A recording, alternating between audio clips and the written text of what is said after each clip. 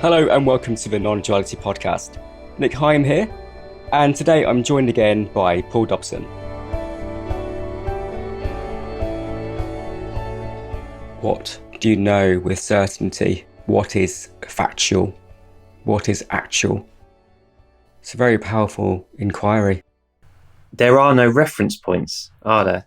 Memory and thought seem to be our only reference points, but when we inquire into them and explore them, there's no substance to them. There's no accuracy to them. We actually haven't got any reference points, but we really feel like we have. If you got rid of all of that stuff, what can you know for absolutely certain right now? Absolutely. Yeah, what's definite, what's actual, and what is obvious. It's not even about trying to find something that isn't present or something that is hidden. It's about noticing the obvious, tuning into what is clear and undisguised, what is always present, to know yourself as that, and to know that whatever that is, whatever you are, the various appearances can't appear without what you are, without that presence. We have the idea that we gain our presence from the body. This body that I see as myself is present. It's an object, it's present. And therefore, my presence is the body. And so we look around and we see other objects distinct from the body we take ourselves to be. And we see these objects as all having their own share of presence. All these objects have their own existence. We personify objects. Their own share of existence or presence is linked with that personified object. And the same is true for the body. The body is an object or a form, distinct, definite, actual, and as such, it must have its own existence. It must have its own presence. It must have its own reality. So life gets personified and allocated.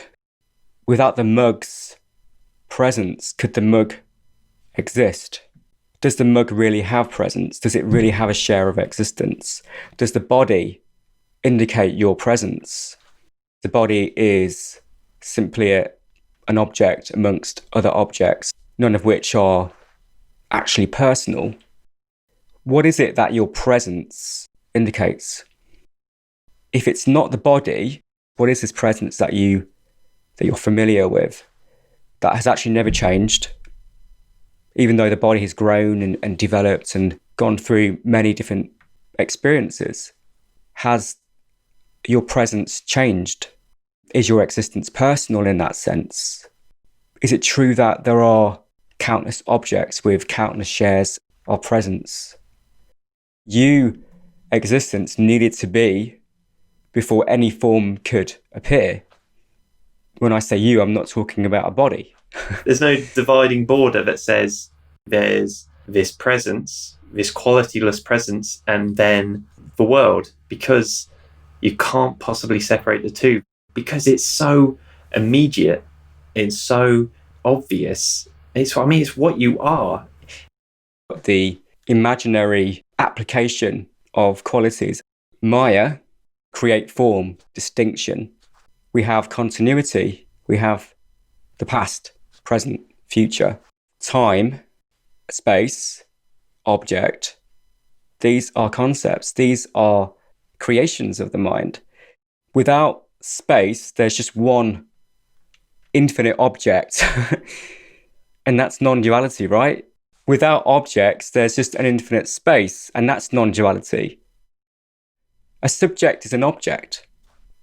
What is an object? A creation of mind and the senses. It's tempting to say that somehow the absolute is separate and real, and then this is all Maya as a sort of, in the classical sense of illusion, just an appearance. But there's no separation between the two, and also it's tempting to say that this isn't real, but it is real. But the reason being, its reality has come from the most real thing there is, and that's the absolute. Let's say, is kind of lent its reality to these appearances. No, it's all real. It's just not what you think it is. literally, in the most literal term, it's not what you think it is, because you can't conceptualize it or pin it down in any way. Yeah. Everything knowable gets its apparent reality from reality. Every wave in the ocean is made possible by the ocean. There's no object that does not indicate reality, but reality does not need objects. Objects need reality. That's the point, isn't it? The apparent objects, which aren't objects, are completely dependent on that fact. You are reality. You don't need the body to be real. Your reality imparts itself into the form called the body. The so-called unreality is the perception that any one thing can be the ultimate reality. Yeah. It can be reality in its fullness. Yeah, exactly.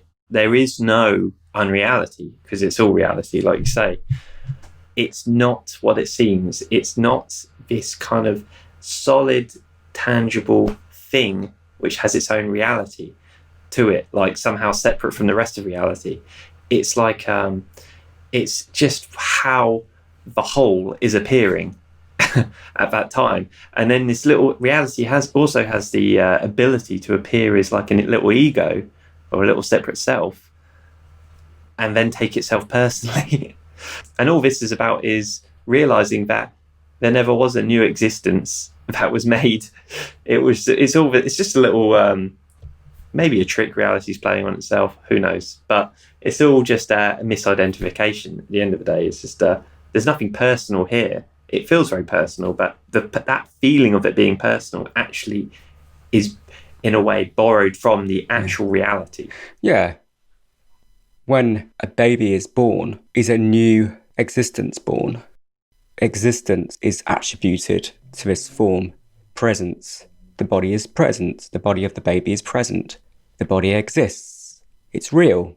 When the body dies, is that reality then lost? Does reality come and go? Where would it go? Where would reality go? Where would that reality go? Apart from into reality. Yeah. The body is kind of an outgrowth of what you really are. A reflection, as we said last week, like a reflection of the ultimate in this tiny little form, like a reflection in a tiny puddle or something of the sun. It's kind of like that. Forms borrow their reality from that indefinable, formless reality. The human mind wants a conclusion. It wants a finality. It wants an answer. And therefore it will take shortcuts and say that's how things are without taking other factors into account. There's no way we can nail this down into some final scientific formula. To me, it's a miracle that any of this is happening whatsoever. But I mean, imagine like virtual reality games. You seem to be going through space, don't you? You seem to be going through lots of space, but there's no space present there. Just bits of information. And there's no reason this is really much different to that, because it's an assumption, isn't it, that there's space? Yeah, so in order to experience reality, there needs to be space and objects within that space. So there can be some kind of relative interplay. Like, what is space other than something the mind has produced? It's therefore something, isn't it? It's something. It's another object. Space is an object. And the video game metaphor is a good one, or watching a movie. You're assuming that there's space in the scene. Yeah, you perceive space, but there is no space. How is this current state you're conceiving now any different? Do you really know space? Can you find evidence for space? Can you find evidence for the objects without drawing on something you have learned? In your direct experience, can you know space? Can you know objects? What we think about space is that it's a boundless, three-dimensional expanse, and everything that occurs has like a relative position in that expanse, independent of what occupies it. With that, we then imagine there to be a shared reality, an objective reality. Objective reality is independent of the mind, Is there an objective reality defined that way? Yeah, I mean, it's the immediate, flawless, seamless working of the mind. Like, it works it out immediately and goes, without even you noticing, it tells you a story about it. Completely seamless. It's impressive. You have to kind of tip your cap to it. It's just like, that's so fast that you can't, it's faster than the speed of light. That storytelling. But when you break it apart and you take it down to its bare essence, all there is a just indefinable experiencing, which is kind of like how this whole thing started. You start off as a baby, you don't know what's happening. Then at some point you think you know what's happening, and then you kind of inquire into it, look into it, and then you realise, I actually still don't know what's happening. Yeah. I thought I did, but... When you really look into it, you find no divide between space and form, subject and object. These are perceived by nothing other than the senses, conceived by nothing other than the mind. It's a representation of reality. So reality, through the use of symbols, is sculpted into the 10,000 things, including the body and its mind and its subjectivity. Without the ego, the world is kind of empty of its qualities. The ego and the world arise together. There's no separation in bare reality. Yeah. A person is a set of distinctive traits and characteristics. It's dependent on duality to give it distinction. And because it is inherently incomplete, a fragment within the whole, we have a sense of deficiency, so we pursue objects to embellish our sense of self because we feel incomplete. We are incomplete. As an ego, we're incomplete. As a body, we are isolated, disconnected. Anything symbolic is not the real. It's only symbolizing the real. So we question those representations. When you touch an object, when you smell an object, taste an object, listen to an object, see an object, those sense perceptions are representations of the object. So a sense perception represents the tree.